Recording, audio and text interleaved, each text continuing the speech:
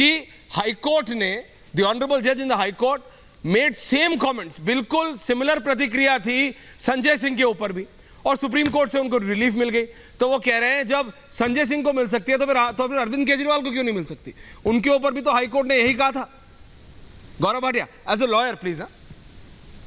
गौरव जी, मैं आपको बहुत सरल तरीके से समझा देता प्लीज हूं। जनता को समझा दी। सबसे पहले तो जो व्यक्ति बेल के लिए जा रहा है उसका रोल क्या है ये निर्धारित करता है कि उसको कोई राहत मिलेगी कि नहीं मिलेगी। और जब मनीष सिसोदिया सर्वोच्च न्यायालय तक गए थे तो सर्वोच्च न्यायालय का ही जजमेंट है जिसमें उन्होंने पाया प्रथम दृष्टया 338 करोड़ रुपए का राजकीय कोष को घाटा हुआ। एक दूसरी बात, अरविंद केजरीवाल के लिए आप याद करिए उच्च न्यायालय ने कल भी और उससे पहले भी पूरी फाइल केस डायरी का अवलोकन किया। अवलोकन करने के बाद कोई राहत नहीं दी। और यहां तक ऑब्जर्वेशन है जजमेंट में, अगर आप देखेंगे कि शराब नीति का गठन करने में अरविंद केजरीवाल की अहम भूमिका है। हाँ। और आपको कंपनी की डेफिनेशन से कवर मान के, और अगर कंपनी का सीईओ कन्वीनर अरविंद केजरीवाल है तो उनकी जिम्मेदारी ज्यादा होती है। ये पूरा जो है फ्रेमवर्क है। लेकिन एक सवाल पूछ लेता हूं, हाँ। राजेश जी को ये बताना चाहिए क्यों 15 महीने से मनीष सिसोदिया जेल में है? क्यों अरविंद केजरीवाल को 6 बार झटके लगे हैं, 3 बार दिल्ली उच्च न्यायालय से, 3 बार ईडी कोर्ट से? और आप जानते हैं मनीष सिसोदिया को राहत नहीं मिली है सर्वोच्च न्यायालय से भी।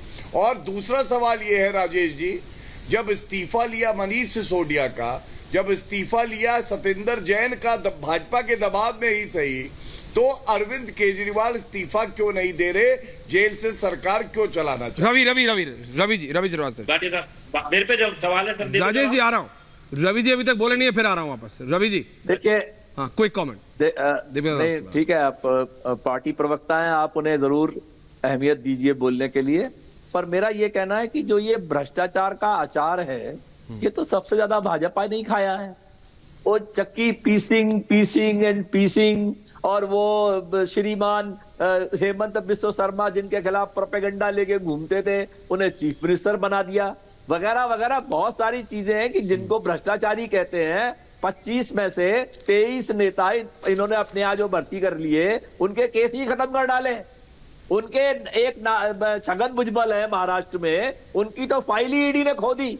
एक प्रफुल्ल पटेल है, उनके ऊपर इंक्वायरी चल रही थी 864 करोड़ की, वो फाइल ही बंद हो गई, कोई भ्रष्टाचार नहीं हुआ।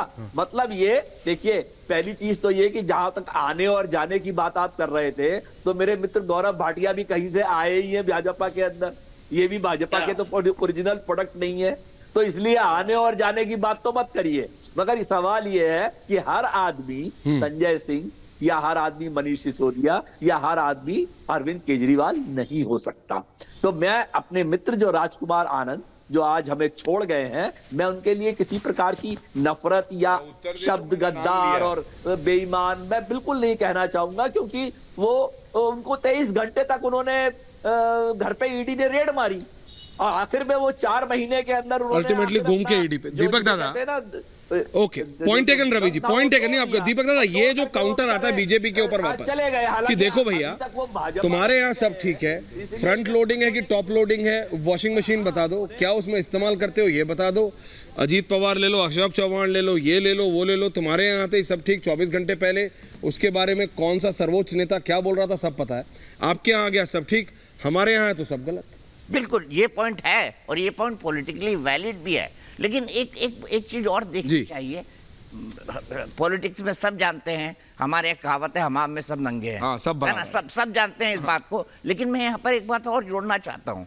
नीतीश कुमार एक ऐसे नेता जो नरेंद्र मोदी के घनघोर क्रिटिक कई बार रहे। हाँ, बिल्कुल। लेकिन क्या आज तक उनके ऊपर कोई ईडी का केस आया? क्या उनके ऊपर कोई सीबीआई का केस आया? क्या क्या उनके ऊपर कोई आईटी की रेड पड़ी? और राजेश जी, मेरा एक छोटा सा सवाल आपसे यहाँ से ये भी है, ये मेरा आर्ग्यूमेंट है, काउंटर आर्ग्यूमेंट। लेकिन राजेश भाई, वो तस्वीर जो दिखा रहे थे बहुत दिलचस्प तस्वीर थी। सुनीता केजरीवाल जी बैठी है, एक तरफ बाबा साहब अम्बेडकर हैं, एक तरफ सरदार शहीद आजम भगत सिंह है, और बीच में जो है वो फ्रेम में लगे हुए सुनीता केजरीवाल पिक्चर प्लीज। दीपक दादा जिस बारे में बोल रहे हैं गरिमा जी, जेल के पीछे जो है वो ये देखिए, यही तस्वीर। क्या ये तस्वीर उचित है? टीवी के आदमी जानते हैं क्या ये उचित है? हाँ या ना बता दीजिए राजेश जी, उचित है या नहीं है? पिक्चर पकड़ लिए। मैं जवाब दे रहा हूँ। मुझे देखिए, गौरव जी आ रहा हूँ, 10 सेकंड्स। डॉक्टर बाबा साहब अम्बेडकर और भगत सिंह हमारे आइडल हैं, हमने उनकी फोटो लगाई हुई है। अब बीजेपी के आइडल गोडसे जी है, तो वो गोडसे जी की फोटो लगा दे। बीच में अरविंद जी जेल में क्यों भाई? नहीं, अरविंद जी के लिए भी वो आइडल है ना। देखिए, अगर हम जिनको अपना मानते हैं, जिनको हम अच्छा मानते हैं, उनकी फोटो लगाते हैं, उनके साथ में अपनी भी लगाते हैं, तो इसका मतलब ये तो नहीं हो गया कि भाई हम उनसे अपने आप को कंपैरिजन, हम उनको आइडलशिप में मानते हैं कि हम उनके जैसा बनना चाहते हैं। अब ये गोडसे जी की फोटो लगाते हैं, भाटिया जी हमारे, इनको गोडसे जैसा बनना है, तो इसमें क्या? नहीं, जरा भाटिया जी का जरा लाइए फोटो।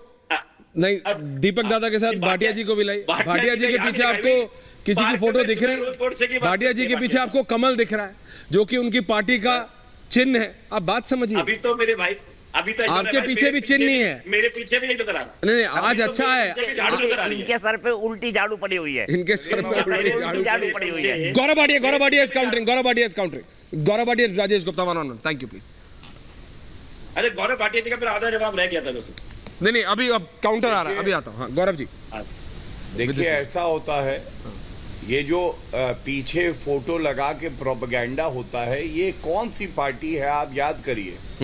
ये वो पार्टी है जिसके पूर्व मंत्री सत्येंद्र जैन एक पॉक्सो एक्यूज्ड, जिसने किसी बच्ची के साथ दुष्कर्म किया है, उससे मसाज लेते हैं। ये वो पापी आप पार्टी है जिसके नेता, आप समझिए, टॉयलेट्स को क्लासरूम बता के घोटाला कर देते हैं, और इसीलिए इनकी विश्वसनीयता खत्म होती जा रही है। और मेरे सवालों का उत्तर मेरे भाई राजेश जी ने दिया नहीं। मैंने क्या कहा, आपको न्यायालय राहत क्यों नहीं दे रहे, अरविंद केजरीवाल को राहत क्यों नहीं मिली, आपने नहीं बताया। दूसरी बात, मैंने कहा इस्तीफा लिया मनीष सिसोदिया से, अरविंद केजरीवाल क्यों नहीं इस्तीफा दे रहे, आपने कोई उत्तर नहीं दिया। अब मैं आता हूं, जो बात दीपक भाई ने कही, दीपक भाई ने कहा हमाम में सब नंगे हैं। मैं इस पे आपत्ति दर्ज करता हूं। मैं समझता हूं आज गंगा जल की तरह अगर पवित्र है कोई नेता, तो वो नरेंद्र मोदी जी है। नरेंद्र मोदी जी क्यों कह रहे हैं पूरे विश्वास से कि 400 पार एनडीए 370 प्लस? क्योंकि दीपक जी, आपको मानना होगा, 10 साल प्रधानमंत्री रहे, 12 साल मुख्यमंत्री रहे, कोई हिम्मत नहीं कर सकता है कि उनके दामन पे एक दाग लगा दे। और कार्रवाई की जो बात करी, मैं आंकड़ों के और तथ्यों के साथ आपको बताता हूं। शुभेंदु अधिकारी 2019 हमारी पार्टी में आए, 2020 और सीबीआई ने उनको चार्जशीट किया मई 2021 में, हमारी पार्टी में थे, वो मुकदमा खत्म नहीं हुआ। इसी तरह से मुकुल रॉय, सवाल दीपक भाई ये पूछा जाएगा, मुकुल रॉय हमारी पार्टी में आए और 2017 में, 2019 में चार्जशीट हुए, लेकिन वापस टीएमसी में चले गए। अब आप ये बताइए दीपक भाई कि ये वॉशिंग मशीन किसके पास है? आज मुकुल रॉय भ्रष्टाचारी है या नहीं है? क्योंकि वो आज टीएमसी में है। अब घमंडिया नहीं मानेगी कि वो भ्रष्टाचारी है, लेकिन हमने मुकदमा बंद नहीं किया, ये सच्चाई है। और यही बात अमित शाह जी ने रिपब्लिक के कॉन्क्लेव में कही, एक व्यक्ति ऐसा नहीं है जिसका मुकदमा हमने बंद किया हो। अगर